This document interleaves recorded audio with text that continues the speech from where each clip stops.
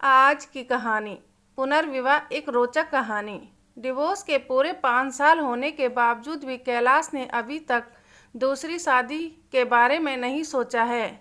बस अपनी 4 साल की बेटी शैली के बारे में ही हर पल सोचता रहता है। हालांकि जब से दोनों अलग हुए हैं तब से केवल एक बार ही अपनी बेटी से मिल सका है।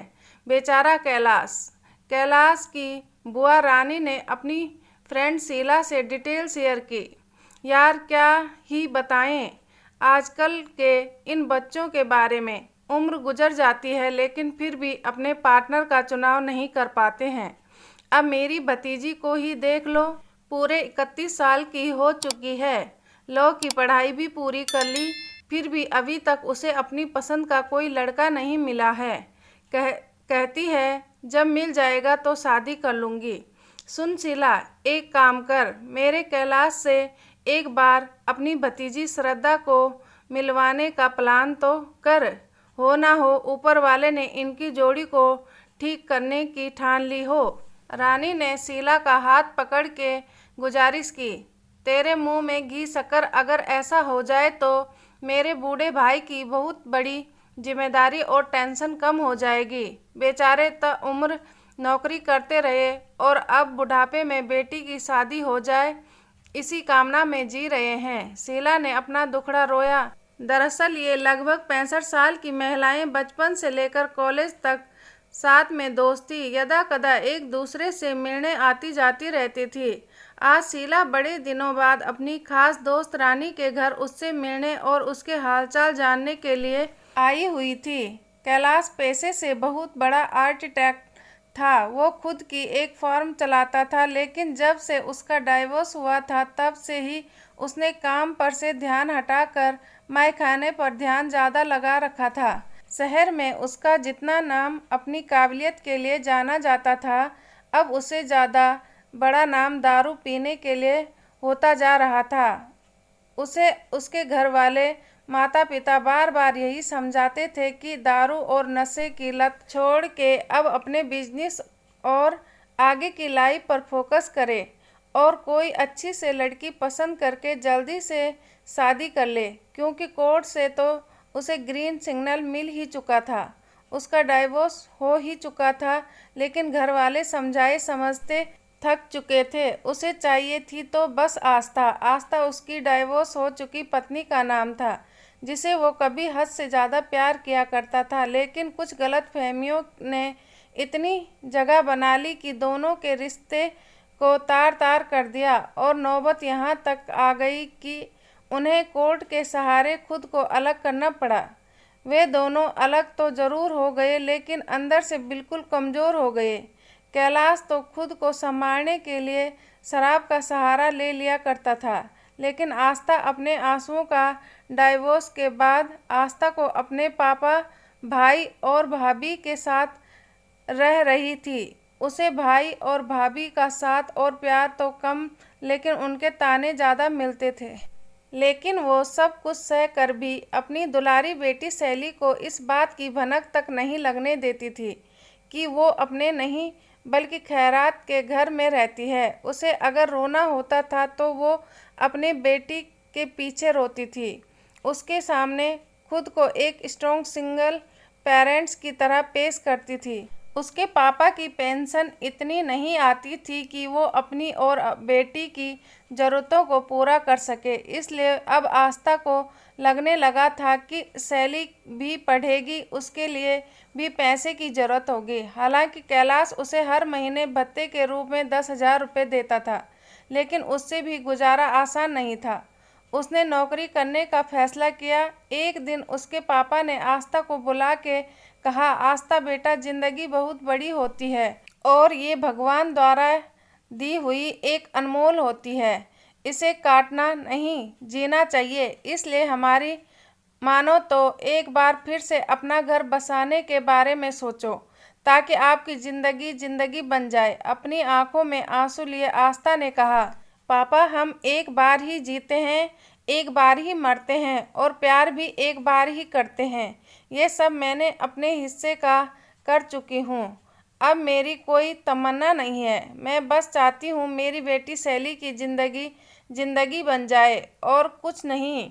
आस्था के पापा बस अपने आंसू पोंछते और आंखें मलते रह गए। उन्होंने एक अंतिम प्रयास किया और कहा, हमारे लिए ना सही, अपनी स्वर्गीय माँ के वास्ते ही सही, क्योंकि मैंने उनसे वादा किया था कि तुम्हारे बाद मैं अपनी बेटी को कभी भी कोई दिक्कत नहीं आने दूंगा। ज़्यादा कहने पर आस्था मान तो गई, लेकिन उसकी शर्त थी कि उसे फोर्स नहीं किया जाएगा, वो अपनी मर्जी से ही करेगी। आस्था के पापा ने अपने दोस्तों और कुछ मीटिंग साइट्स की मदद से कुछ रिश्ते रेडी किए और उनके साथ आस्था की मीटिंग फिक्स करवाई, लेकिन आस्था को कोई भी पसंद नहीं आ रहा था।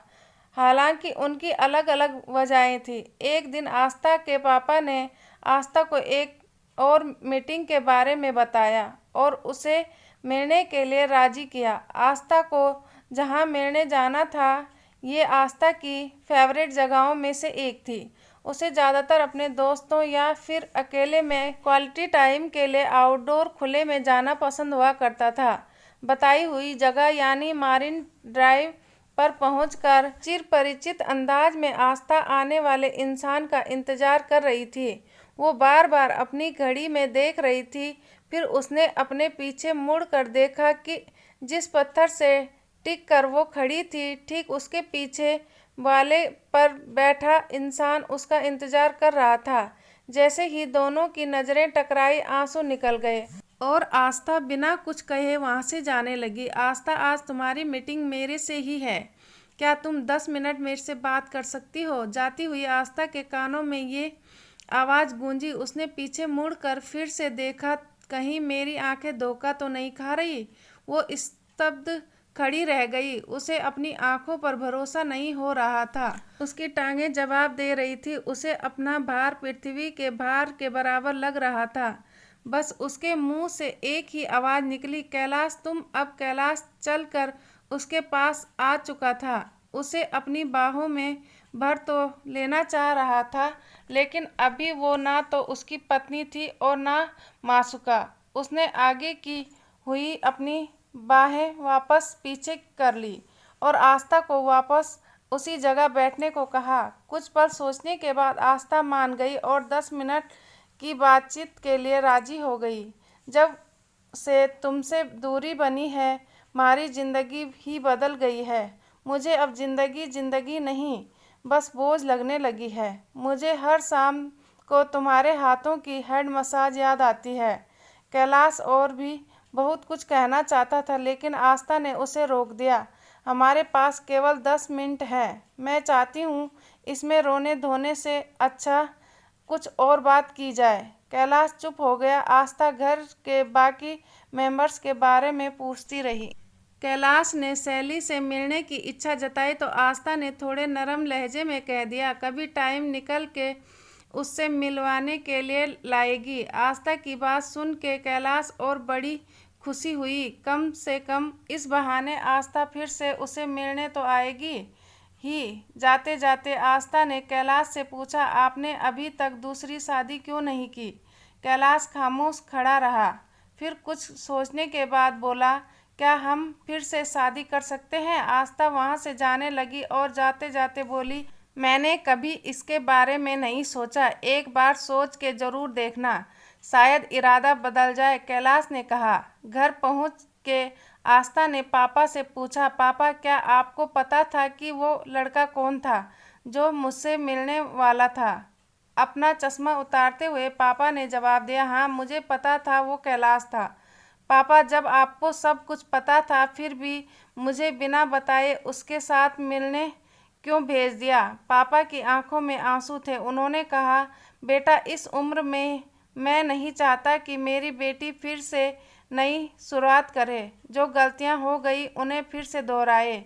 बच्चा, हमारे ज़माने में डाइवोर्स जैसे शब्द ही नहीं हुआ करते थे। गलतियां होती थी, लेकिन लड़ झगड़ कर शाम को वापस अपने हमसफ़र के पास ही आना होता था। इसलिए मैंने फिर से वही कोशिश की कि शायद एक बार नज़दीक जाके देखो, हो सकता है सालों के गिले शिकवे फिर से नए रिश्ते के रूप ले लें। आस्था ने गदगद होते हुए अपने पापा को गले लगा लिया और थैंक यू कहा। पापा, मैं आज कैलाश से 10 मिनट मिली, आज मुझे उसमें वो पुराना कैलाश नज़र नहीं आया।